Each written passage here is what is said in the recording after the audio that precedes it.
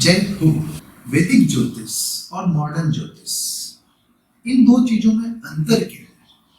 जो ज्योतिष के सूत्र हैं वो ऋषि प्राचीन ने आज से 5000 वर्ष पूर्व बनवाए, लेकिन पौराणिक ज्योतिष के अंदर प्रेडिक्शन तो बहुत थे, लेकिन रेमेडीज के बारे में जब बात करें तो पौराणिक ज्योतिष के अंदर मंत्र, जाप, व्रत, दान इत्यादि 3-4 रेमेडीज थी, जिसपे दिनों दिन लोगों ने रिसर्च की।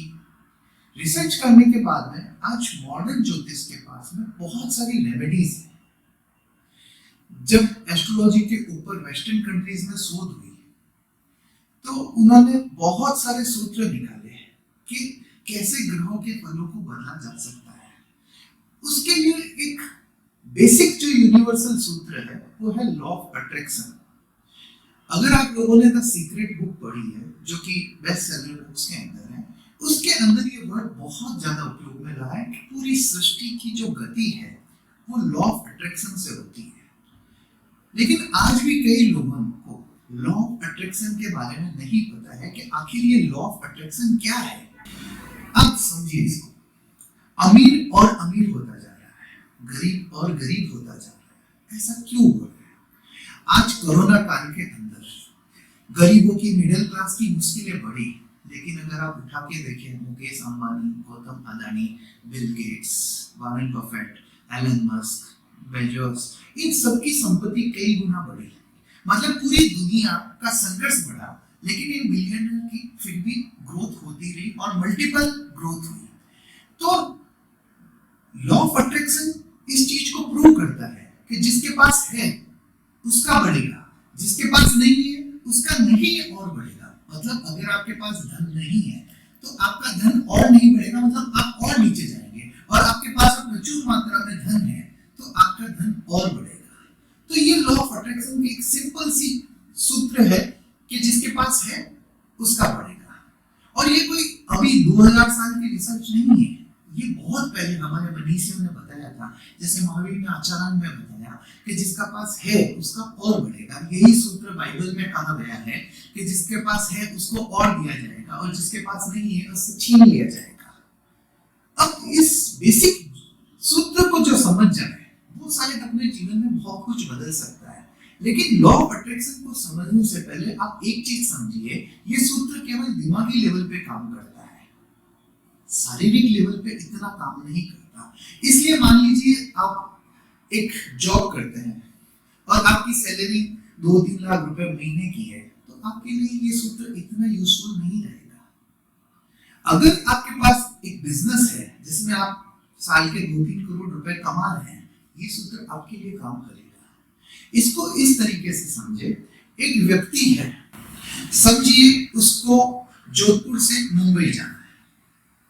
जोधपुर से मुंबई जाने के साधन क्या है? आप पैदल जा सकते हैं, आप साइकिल लेके जा सकते हैं, आप कार में जा सकते हैं, आप फ्लाइट में जा सकते हैं। ठीक है, अगर साइकिल लेकर कोई व्यक्ति मुंबई जा रहा है, उसको ये पूछा जाए कि भाई जोधपुर से मुंबई का सफर कैसा है, तो वो कहेगा ये बहुत कठिन है, इसमें बहुत मेहनत लगती है, मुझे कितनी बार कितने ही दिनों तक भूखा रहना पड़ा, और कुल मिलाकर मैं 10 दिनों के अंदर जोधपुर से मुंबई पहुंच पाया।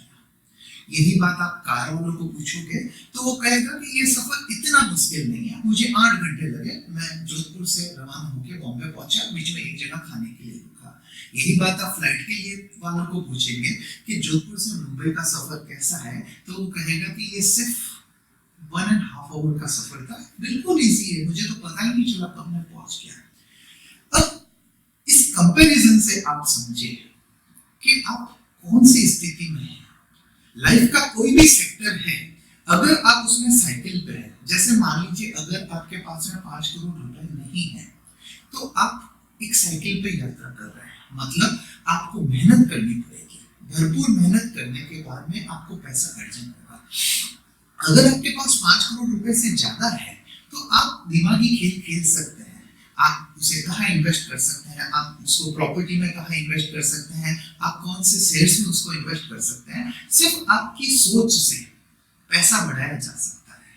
तो कुल मिला के सबसे पहले हम ये सोचे कि ये लॉ ऑफ अट्रैक्शन सबके लिए काम करता है, तो हाँ, ये सबके लिए काम करता है, लेकिन क्या इसे काम में लाकर आप सब कुछ बदल सकते हैं? तो जरूरी नहीं है। अगर आप बहुत ज्यादा स्ट्रगल लाइफ में हैं, बहुत ज्यादा मुश्किलों में हैं, और आप बैठ के सेक चिल्ली की तरह ऐसे सोचिए कि मेरा पैसा बढ़ रहा है, मेरा पैसा बढ़ रहा है, मेरा पैसा बढ़ रहा है, तो ऐसे करने से वो नहीं बढ़ेगा। आपके पास में वैसे साधन होने चाहिए। साधन और पॉजिटिव सोच, जब ये दो चीजें मिलेगी तो और साधनों का प्रवाह आएगा, तब और साधनों का प्रभाव बढ़ेगा। तो लाइफ के कोई भी सेक्टर के अंदर अगर आप संपन्न हैं, तो सिर्फ अपने दिमागी आइडियाज से आप चीजों को बढ़ा सकते हैं, उन्हें प्रचुर मात्रा में बढ़ा सकते हैं। लेकिन ऐसा कोई सेक्टर जिसके अंदर आप किल्लत में हैं और वहां पे आप सोच रहे हैं कि पॉजिटिव चीजों से चीजें बदल सकती हैं, तो ये आपकी गलतफहमी है। आपके लिए लॉ ऑफ अट्रैक्शन इतना यूजफुल नहीं होगा। एक व्यक्ति जो बहुत मुश्किलों में था, इतना मुश्किलों में कि वो मुश्किलों से हार चुका था, और वो एक देवता की माला फेर रहा था। अब क्या माला फेरने से वो चीजें सही हो सकती है? सबसे पहले ये समझिए, लॉ ऑफ अट्रैक्शन ये कहता है कि जिस चीज को पाने के लिए आपका दिमाग कॉन्फिडेंट है, उस चीज को आप पा सकते हैं।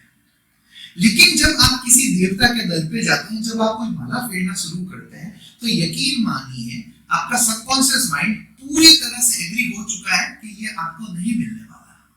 आप किसी और की सहायता कब लेंगे? जब आपको पता है कि ये मेरे बस की बात नहीं है। तो महत्वपूर्ण ये है कि आपका सबकॉन्शियस माइंड किन चीजों को लेके कॉन्फिडेंट है। अगर आप किसी चीजों को लेके कॉन्फिडेंट है, तो ऑटोमेटिकली वो और प्रचुर मात्रा में उन चीजों को अट्रैक्ट करेगा।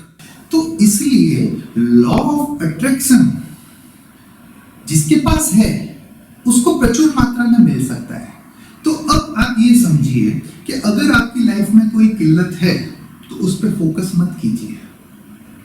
तो लोग क्या कहते हैं, जो मुश्किल है उस पर फोकस करो, करते जाओ करते जाओ करते जाओ, वो सॉल्व होगी। नहीं, ऐसा मत कीजिए। हर व्यक्ति की लाइफ में कोई ना कोई कमजोर कड़ी होती है। अगर आप उस कमजोर कड़ी पे फोकस करेंगे, तो उससे कनेक्टेड ग्रह को आप एक्टिवेट कर देंगे, और वो कड़ी आपकी कमजोर है तो आप उससे सॉल्यूशन नहीं पाएंगे। इसलिए हमेशा उस पे फोकस कीजिए जिन चीजों को लेके आप कॉन्फिडेंट हैं, जिन चीजों को लेके आप संपन्न हैं। तो ये लॉ ऑफ अट्रैक्शन यही कहता है कि व्यक्ति को अगर एक सुखद जीवन जीना है, तो उसे हमेशा प्रचुरता पे, एबंडेंस पे फोकस करना चाहिए। भले आप लाइफ के कोई भी हिस्से में हो, आइदर आपके पास में फेम है, आइदर आपके पास में धन है, आइदर आपके पास में दोस्त है, आइदर आपके पास में कुछ भी परिवार या बड़ा सर्कल है, आप उन चीजों पे फोकस ज्यादा करें। क्योंकि जब प्रचुरता पे ये दिमाग फोकस करता है, तो उसका कॉन्फिडेंस लेवल बढ़ता है। आप कॉन्फिडेंस लेवल को एक एग्जांपल से समझिए।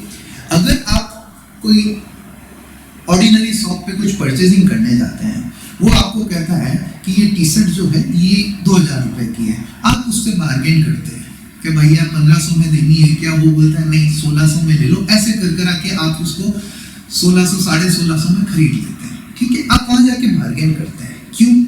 क्योंकि आपका कॉन्फिडेंस लेवल जो है वो उस दुकानदार से ऊपर की तरफ है। ठीक है, दूसरी तरफ आप कोई बड़े मॉल में जाते हैं, ब्रांडेड शोरूम में जाते हैं, जहां कोई डिस्काउंट नहीं चलता है, वहां पे एक टी शर्ट आपको 8000 रुपए का मिलता है। क्या आपकी हिम्मत भी होती है दुकानदार को कहने में कि ये मुझे 8 में नहीं 7000 में दे दो, 7500 में दे दो? नहीं, आप कह ही नहीं सकते हैं। कारण क्योंकि उस मॉल का, उस ब्रांड का जो कॉन्फिडेंस लेवल है वो आपके कॉन्फिडेंस लेवल से ऊपर है।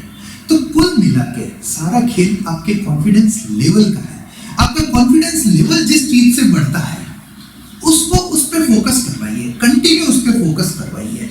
जब आपका कॉन्फिडेंस लेवल बढ़ जाएगा, तो जो आपकी कमजोर कड़ियां है, आप उसको भी इजीली सॉल्व कर सकते हैं। तो आपके कॉन्फिडेंस को बूस्ट अप करने के लिए लॉ ऑफ अट्रैक्शन बहुत हेल्पफुल हो सकता है।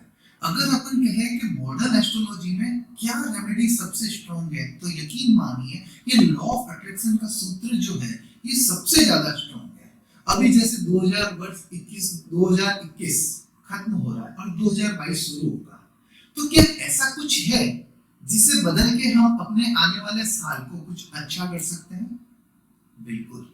देखिए, कोई भी चीज शुरू में कैसी होगी वही निर्धारित करती है कि आपका पूरा साल कैसा जाएगा। मतलब 31 दिसंबर की रात 12 बजे से लेकर 1 जनवरी 2022 की सुबह तक ये जो टाइम है, ये टाइम में आप कौन सी फ्रीक्वेंसी पे खुद को फिक्स करते हैं, उसके हिसाब से ही आपका साल जाएगा। अगर आप चाहते हैं कि आपका साल अच्छा जाए तो आपको फुल एंजॉय करना चाहिए। अगर आप चाहते हैं कि आपका साल धर्म ध्यान में जाए, आपके गुरु के निश्चय में जाए, तो आप अपने गुरु के स्थान पे चले जाए। जैसे देखिए, कुछ लोग 31 को जैसलमेर जाते हैं, गोवा जाते हैं, एंजॉय करते हैं, तो उनका साल में एंजॉय की फ्रीक्वेंसी जाएगी। कुछ लोग जो है वो नाकोड़ा जी, समन सिकर जी या मांडोली जी जाते हैं, तो साल भर वो अपने गुरु की ब्लेसिंग्स में रहते हैं। तो अब ये निर्णय अपने को करना है कि हमको हमारा साल कौन सी फ्रीक्वेंसी पे फिक्स करना है। लेकिन एक चीज ध्यान रखिए, आप बोलिए एंजॉय करें, आप बोलिए गुरु के निश्चय में रहे या आप घर पे बैठे रहे,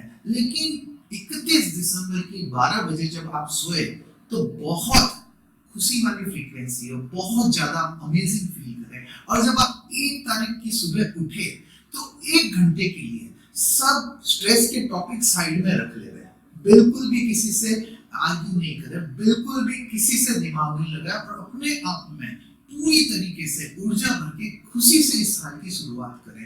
क्योंकि अगर ये 1 घंटा जो आपके पूरे साल को डिसाइड करेगा, ये अगर आपका अच्छा गया, अच्छी फ्रीक्वेंसी पे आपने फिक्स कर दिया, तो आपका पूरा साल बहुत अमेजिंग जाएगा। और अगर ये 1 घंटा जो 1 तारीख का है, इसमें आपने स्ट्रेस में दिमाग लगाया, आर्गुमेंट में दिमाग लगाया, आपको महसूस हुआ कि आप अच्छा फील नहीं कर रहे हो, तो आप वो फ्रीक्वेंसी जो साल भर डिसाइड करेगी, उसको आप एक नेगेटिव मोड पे फिक्स कर रहे हो और आप खुद अपना साल खराब कर रहे हो।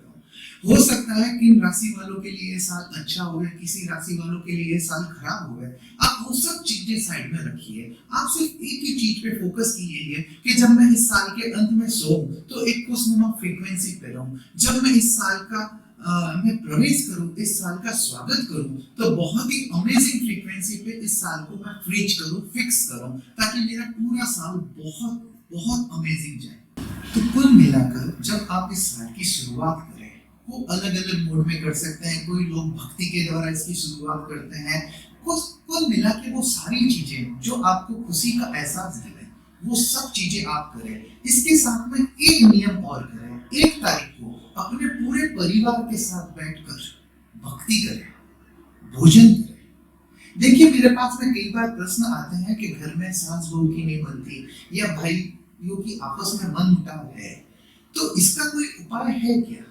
देखिए, जब भी परिवार के अंदर आपस में कोई मनमुटाव हो, आपस में प्रेम की कमी होने लगे, तो 3 चीजों को नोट कर लीजिए। ये 3 चीजें जब आप करेंगे तो आपके प्रेम के अंदर बढ़ोतरी होगी, आपके मनमुटाव दूर होंगे। सबसे पहला, पूरे घर वाले साथ में मिलकर कोई धार्मिक एक्टिविटी करें, जैसे भक्ति करें, सामायिक करें, सुबह की भक्ति एक साथ बैठ के करें। जब आप एक साथ में ये सब चीजें करेंगे तो जो भी नेगेटिव ग्रह आपके बीच में मनमुटाव बढ़ा रहे हैं, वो ग्रह साथ होकर शुभ ग्रह वहां पे अपनी जगह लेंगे। इसलिए घर में मनमुटाव है तो एक नियम की शुरुआत कर दे, सभी घर वाले बैठकर साथ में कोई भी धार्मिक एक्टिविटी करें। दूसरा नियम, साथ में भोजन करें। अगर किसी घर में एक दूसरे के प्रति जेलेसी है, एक दूसरे के प्रति कंपटीशन की भावना है, एक दूसरे के प्रति मनमुटाव है, तो ऐसे लोग एक साथ में भोजन करना शुरू करें। एक साथ में मतलब एक ही समय में सब जने बैठ के साथ में भोजन करें। इससे परिवार के अंदर प्रेम की बढ़ोतरी होगी, क्योंकि भोजन और भक्ति ऐसी चीज है जो एक दूसरे के अलाइनमेंट को करेक्ट करता है। नेगेटिव अलाइनमेंट भी होगा तो उसको सही करेगा। और एक तीसरी चीज है, पूरा परिवार साल में 1 बार या 2 बार साथ में घूमने जाए। भले ही आपका एक भाई बेंगलोर में रह रहा है, एक भाई बॉम्बे में रह रहा है, एक भाई हैदराबाद में रह रहा है, अगर आप चाहते हैं कि आपके बॉन्डिंग का जो प्रेम है वो बना रहे, तो साल में 1 या 2 ट्रिप, भले वो तीर्थ वाले ट्रिप हो, भले वो एंजॉयमेंट वाले ट्रिप हो, वो साथ में बनाए। क्योंकि जब आप साथ में घूमेंगे, साथ में रहेंगे, साथ में भोजन करेंगे, तो आपकी बॉन्डिंग और ज्यादा स्ट्रॉन्ग होगी। तो ये 3 टिप्स, कोई भी घर में मनमुटाव है, वहां पे अगर ये चीज करे तो वो मनमुटाव, वो आपसी जेलेसी, वो कंपटीशन दूर किया जा सकता है। सारे अशुभ ग्रह जो उन दोनों के बीच में इम्बैलेंस दे रहे हैं, वो सारे बैलेंस किए जा सकते हैं। धन्यवाद।